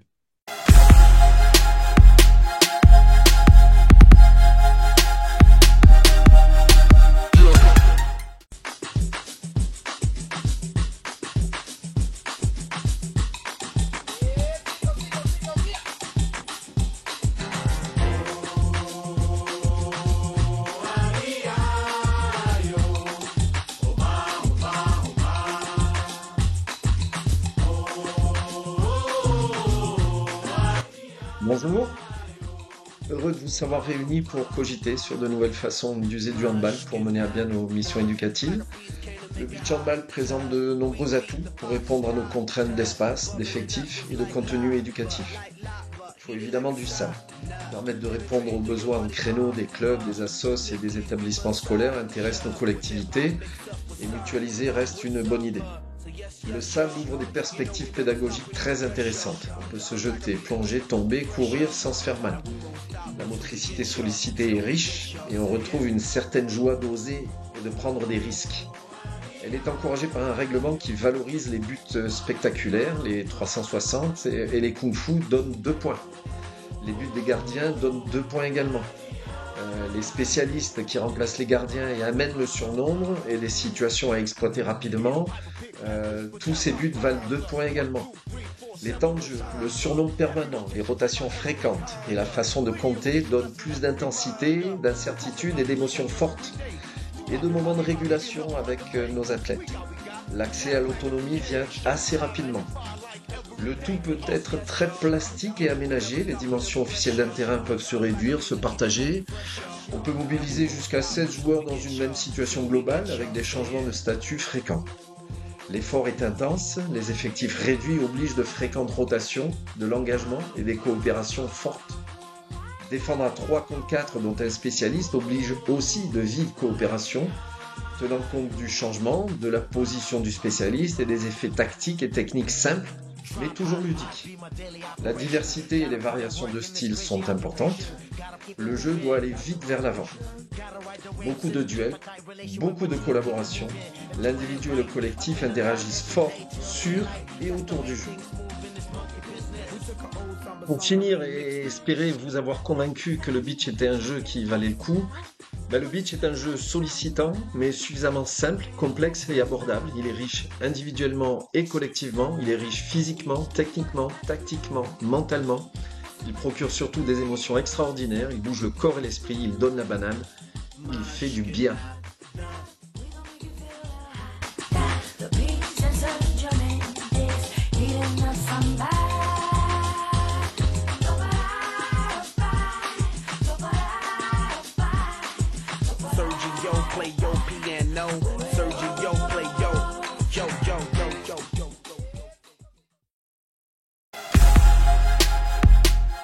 Antoine, c'est vrai qu'on peut se demander pourquoi tu t'es tourné vers le hand à 4 et pas vers le beach hand.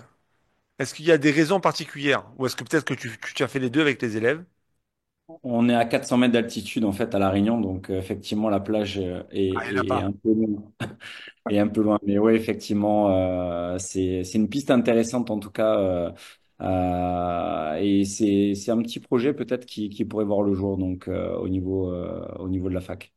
D'accord, Voilà. donc toi, hand à 4 ou beach hand, c'est pour toi, les deux te sembleraient intéressants à développer. Il y a pas de, tu vois pas de point fort, point faible dans les choix.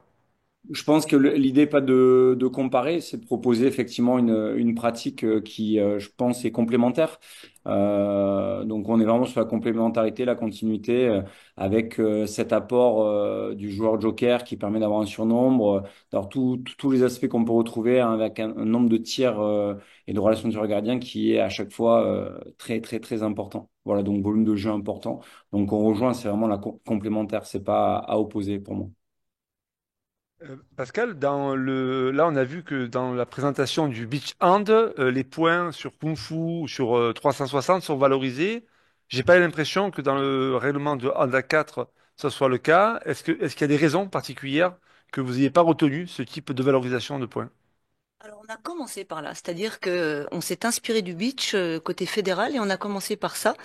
Et alors très concrètement, le 360 degrés, il est très technique. On a vu, je sais pas si vous avez fait tout à l'heure attention, on apprend à le faire sur des demi-tours. Et quand on tombe là, on tombe dans le sable. Quand on n'est pas sûr de son coup et qu'on n'a pas effectivement la technique nécessaire pour faire ce 360 degrés, ça peut être dramatique en termes de blessures. Donc voilà. Il y a eu cette raison-là. Après le kung-fu, pourquoi pas? Vous avez vu des images sur la première vidéo où effectivement c'est possible. Mais là, personnellement, j'ai voulu qu'on arrête ça parce qu'on était sur un handball freestyle, un handball complètement libéré de tout, j'ai envie de dire. Et finalement, après, pour pouvoir progresser, ils étaient tous collés autour de la zone et il y avait plus personne pour lancer celui qui allait tirer en kung-fu. Après, bah, la deuxième raison, c'est que souvent, et Jenny en parlera certainement tout à l'heure, en fonction de la manière dont la zone est organisée, c'est parfois pas forcément simple de mettre en place un kung-fu. Alors, ça peut faire écho justement à une question qu'on a vue là dans le chat sur le type de zone. On a vu que dans le beach hand, c'était des zones rectilignes, hein, c'est donc y compris dans la situation on a vu que tu as présenté, on a vu beaucoup de lignes et non pas d'arcs de cercle ou d'autres formes d'organisation du point de vue de la zone. est-ce que tu as réfléchi à cette question-là? C'est quoi ton point de vue? Quel type de zone pour le hand à 4? Alors nous, déjà, le premier choix qu'on a fait, c'est que ça s'installe très rapidement pour que les élèves puissent pratiquer le plus vite possible. Donc la logique du matériel en EPS, c'est perdre le moins de temps possible dans l'installation. Là, on déroule des bandes, on les déroule d'un bout à l'autre du terrain et du coup la zone elle est droite et elle fait les trois terrains en même temps. Donc ça, c'est plutôt pratique. En plus, ça, on s'est quand même aperçu que les élèves, ils investissent très rarement le tir sur le côté, donc pour les lier, parce que c'est un tir plus compliqué. Et c'est surtout qu'on a commencé à parler un peu de tir seul et de zone favorable de marque. Et la zone favorable de marque, elle est quand même plein centre face au gardien. Et donc, du coup, la zone plate nous paraissait la plus évidente pour pouvoir jouer comme ça. Après, sur les élèves de section, je travaille aussi le hand à 4 avec la zone de handball à 7 en partageant mon terrain en longueur. Et du coup, là, ils utilisent un peu plus le tir de l'aile pour aller vers un transfert vers le hand à 7 qu'ils auront en compétition. Donc, du coup, ça dépend vraiment du niveau de jeu parce qu'ils n'exploiteront pas pareil, en fait. Alors, puisque tu as la parole, continuons. Autre controverse, largeur ou longueur? Est-ce que tu fais jouer toujours tes élèves en largeur ou est-ce que parfois tu les fais jouer dans le sens de la longueur, donc en faisant deux terrains de 4 contre 4 dans le sens de la longueur, ou tu mets les cages? Je varie à toutes les séances. C'est-à-dire que pendant ma séance, il va y avoir peut-être une séance en largeur, la séance d'après en longueur. Ça va dépendre en fait de ce que j'ai besoin de revoir apparaître chez les élèves. Si je vois qu'ils sont traverseurs de terrain en courant sur le petit terrain en largeur, peut-être que je vais le tester sur le grand terrain en longueur pour voir si ils ont vraiment la capacité de traverser le plus loin possible. Et puis après avec les sections, c'est aussi se projeter sur la suite. Qu'est-ce qu'on fait dans la formation pour pouvoir aller intégrer les matchs de section en DA7 qui sont sur des terrains en longueur. Et après, les cages, je les mets soit contre le mur, soit carrément dans la zone à la place. C'est-à-dire? Au fond de la cage, enfin au fond du terrain, sur la ligne de but, face à face, donc du coup sur la longueur. Ou des fois, je les mets dans la zone en épi, au niveau du but. Et le fait qu'elles soient en épi, ça permet d'avoir justement ce tir de l'aile et ce tir un peu autour de la zone ronde. Donc, Deux cages en épi dans chaque cage. oui, c'est ça. Donc ça dépend vraiment des niveaux de jeu, mais les sixièmes, c'est pas rare qu'ils vivent souvent du hand de travers et puis une séance après du hand en longueur pour que ils apprennent aussi la passe longue parce que ça fait partie du jeu, qu'ils apprennent aussi le démarquage dans la profondeur parce que c'est vrai que sur le hand à 4, on a moins de profondeur sur la largeur. Donc du coup, c'est intéressant pour voir les différentes motricités se mettre en place. Antoine, est-ce que toi, comment tu joues? Est-ce que tu es sur le côté longueur, largeur, diagonale peut-être? Je suis plutôt sur la largeur globalement. Après, ça dépend quand on veut être sur quatre terrains. On va s'organiser un petit peu différemment, mais oui, rarement sur la longueur en entier. Je suis plutôt sur la largeur. D'accord. Pascal, quand on a préparé cette soirée, on a eu une discussion justement sur longueur, largeur et la question du type de conséquences que ça avait chez des garçons ou des filles qui seraient moins athlétiques. Donc, comment tu appréhendes cette question-là? On a échangé. Est-ce que tu peux revenir un petit peu, toi, dans tes choix que tu fais, euh, tu vas faire jouer des élèves en longueur ou en largeur en fonction de quoi? Quel élément tu prends en compte? En fait, on se rend compte que pour être en capacité de traverser, que tout le monde accède au rôle de traverseur, pour certains ou certaines, il va falloir, comment dire, faire en sorte d'avoir un peu plus d'espace sur la largeur. En fait, si je veux caricaturer, on va dire que la plupart des filles, et là je m'appuie sur les propos de Cécile Vigneron, et si on dit de manière un petit peu plus large aussi maintenant, on se rend compte que les élèves les moins sportifs, il y a un problème affectif de rentrer dans un espace réduit, bref, dans des intervalles, même si on est sur un jeu sur la longueur. Alors que le fait de jouer en contournement, et Maurice Porte l'identifiait sur le fait de pouvoir non pas rentrer dans ce magma de joueurs en général chez les débutants où ils sont très nombreux et où la grappe est présente, ils vont naturellement chercher à contourner. Donc si on joue dans la longueur, on n'a finalement que 10 mètres pour pouvoir essayer de traverser, alors que si on joue sur la largeur, on a 20 mètres, enfin pas tout à fait, je dis des bêtises, on a 13 mètres, ça dépend comment on a arrêté notre terrain, mais on a un terrain un peu plus large. Donc là-dessus, en fonction du niveau des joueurs, je vais être davantage sur un jeu en largeur ou un jeu en longueur dans les apprentissages, mais après, très concrètement, pour les confronter à tous traverseurs face à une densité de joueurs plus importante, je vais privilégier, et notamment moi qui suis avec des plus grands en STAPS, je vais être majoritairement sur du jeu en largeur, parce que je vais à partir du milieu de la séquence, à peu près travailler sur du jeu au poste à égalité numérique ou en surnombre, comme le disait Eric tout à l'heure. Alors, je vois qu'il y a une question là sur les gardiens de but en handball. Jenny, on a vu dans les situations où tu faisais beaucoup de goal à goal. Donc là, le gardien de but est très sollicité. Mais on a vu aussi dans les situations où la zone est très proche. Donc finalement, le gardien de but, est-ce que il n'est pas mis en difficulté? Comment tu apprends cette question-là? Alors déjà, le gardien de but, on lui explique qu'il n'est pas que gardien de but, qu'en gros, il est le premier attaquant, c'est lui qui va relancer vite le jeu et qui va être le dernier défenseur. Donc si déjà il a fait l'effort de toucher le ballon, eh ben on peut valoriser ces choses-là. Donc du coup, moi, je mets beaucoup de scores parlants sur un but qui est touché, bah, il vaudra moins de points qu'un but qui est pas touché. Donc le gardien de but vont faire l'effort d'aller toucher la balle, d'observer le bras tireur pour pouvoir se mettre du bon côté. Et après, ben, l'avantage du handicap, c'est qu'en fait, dans toutes les situations, il y a beaucoup de changements de rôle. Donc, on n'est pas gardien très longtemps. On passe gardien, après on passe sur le terrain, on échange. Et donc, du coup, là, sur le goal à goal, on le voit bien. Je suis gardien, je suis attaquant, je suis gardien, je suis attaquant, je suis défenseur. Et c'est des rôles qui font soit souvent peur, soit qui sont pris en main par les plus timides qui veulent pas aller sur le terrain parce qu'ils ont peur de s'affronter. Et donc, du coup, bah, c'est pour sortir de cette logique-là et d'être vraiment sur un rôle que tout le monde peut prendre. Et après, ben, quand on voit qu'on est par exemple avec des plus grands ou quand on fait des stages avec des enseignants de PS ou des STAPS, et ben, on rentre sur des tirs un peu, comme disait Clarisse tout à l'heure, sur du contournement, sur du lob, sur du shab et sur des kung-fu qui vont travailler le je fixe le gardien d'un côté pour aller le contourner. Et donc, du coup, on est sur du tir un peu indirect, mais plus travaillé. Antoine, toi, est-ce que tu joues tout le temps avec un gardien ou est-ce que parfois tu fais du hand à 4 sans gardien?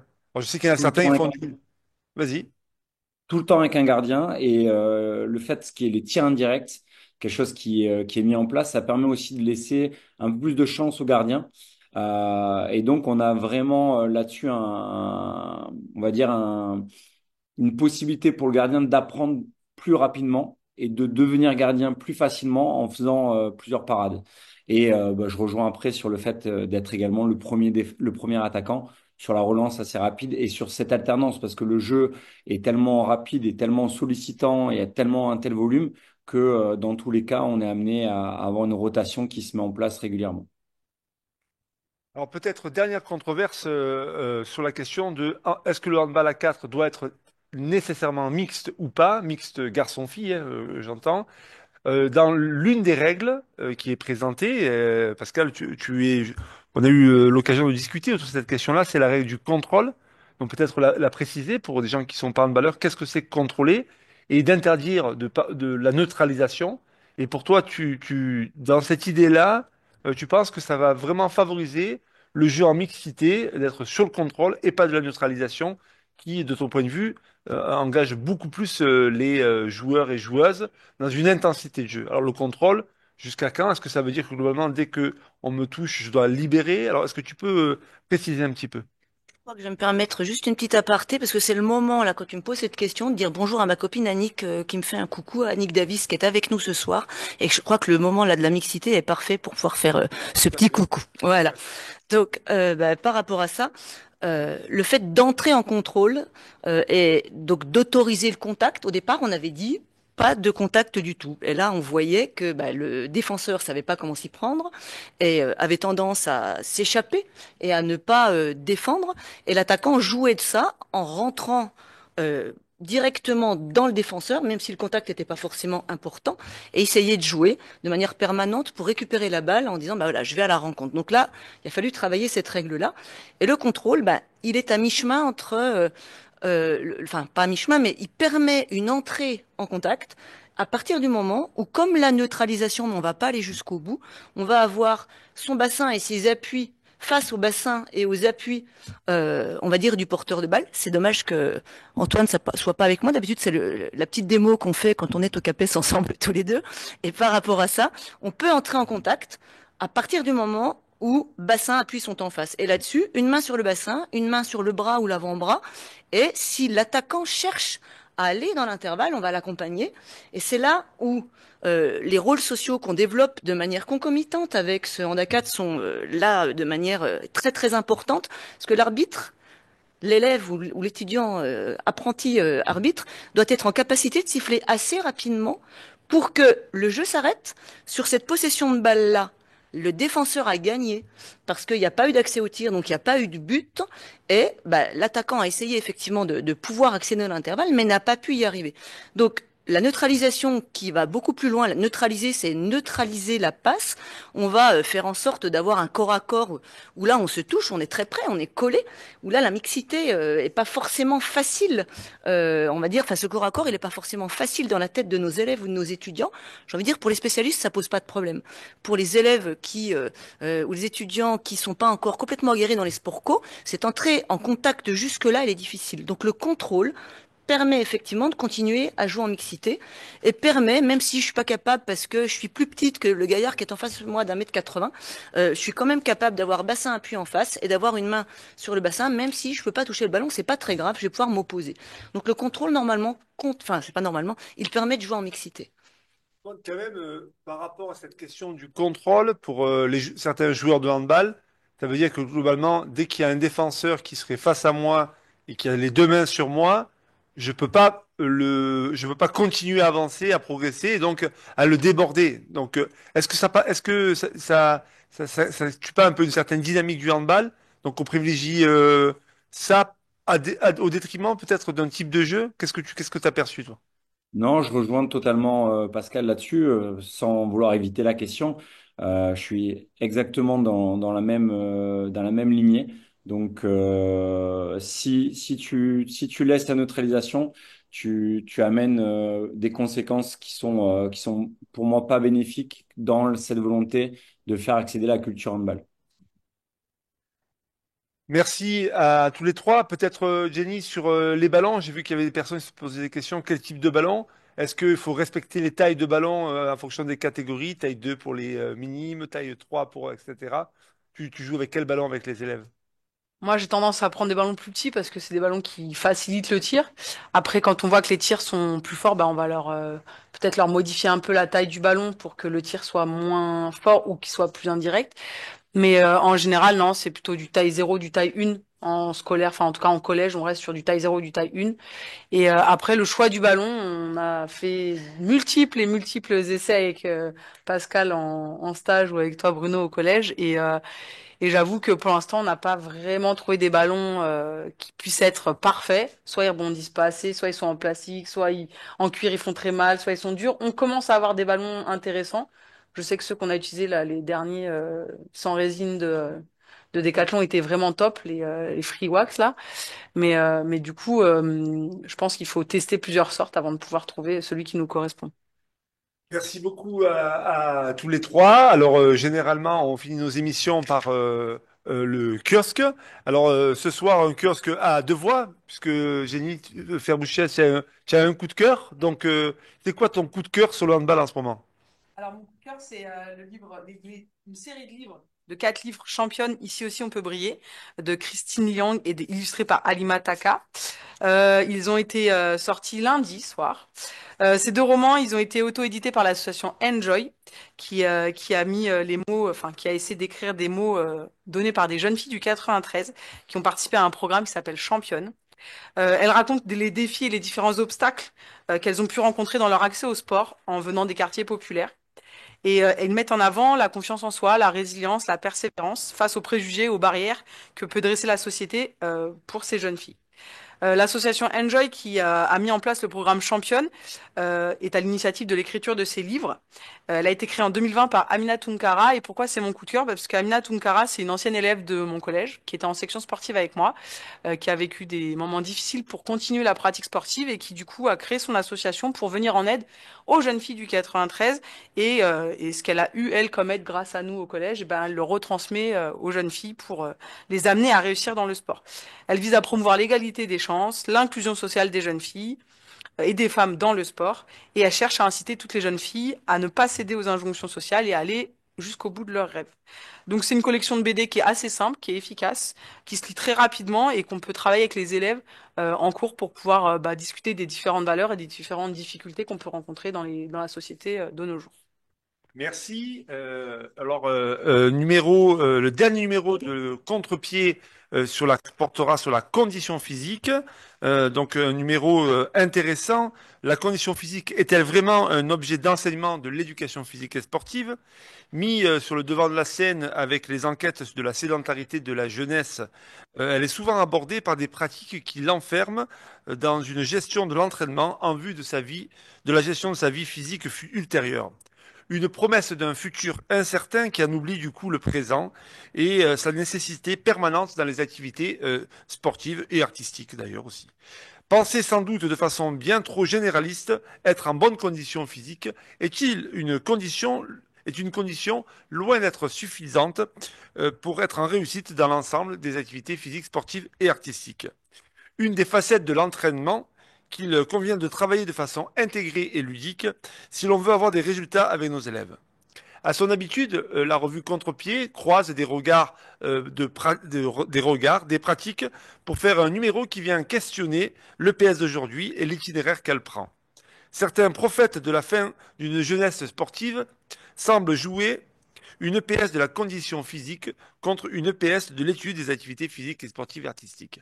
Merci encore à nos 4 invités, Antoine en direct de la Réunion, Jennifer Buchez et Pascal Janin, et bien sûr Eric Barada qui a contribué à cette soirée. Merci beaucoup aux chroniqueurs, aux différentes interventions. Nous sommes dans une semaine de l'éducation physique et sportive. Une semaine militante. Nous appelons l'ensemble des collègues dès demain à se réunir en assemblée générale par rapport à la situation du sport scolaire qui est aujourd'hui inadmissible du point de vue de son fonctionnement et de ses dérives actuelles. Et nous vous appelons aussi à vraiment œuvrer pour lancer un grand plaidoyer pour la défense de l'éducation physique et sportive et obtenir 4 heures de PS partout en France et ailleurs, bien sûr, dans le monde, car on est de plus en plus internationaliste. Bonne soirée et à bientôt. Prochaine soirée sur les émotions et l'éducation physique et sportive. Au revoir.